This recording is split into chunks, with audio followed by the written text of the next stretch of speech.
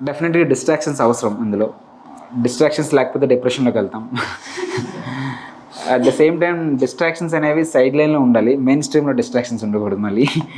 So డెఫినెట్గా consistency అనేది very much important in the journey, because UPSC is a game of full of uncertainty.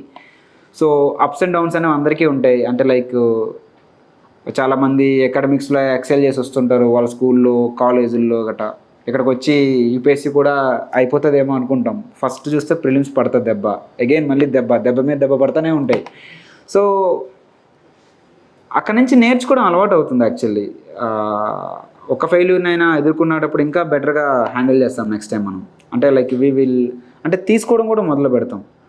So బేసిక్గా ఇప్పుడు మీరు అన్నట్టు ఇలాంటి సందర్భాల్లో ఏమవుతుందంటే, మనం ముందుకెళ్ళాలంటే ఫస్ట్ ఆఫ్ ఆల్ మన దగ్గర ఒక డ్రైవింగ్ ఫోర్స్ ఉండాలి.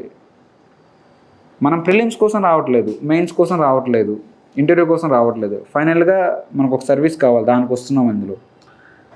సో ప్రిలిమ్స్ పోయినంత మాత్రాన అక్కడికి మనం జడ్జ్ చేసుకోవాల్సిన అవసరం ఏం లేదు. Again we can go for it. అంటే if you really have the zeal for what you are aspiring for,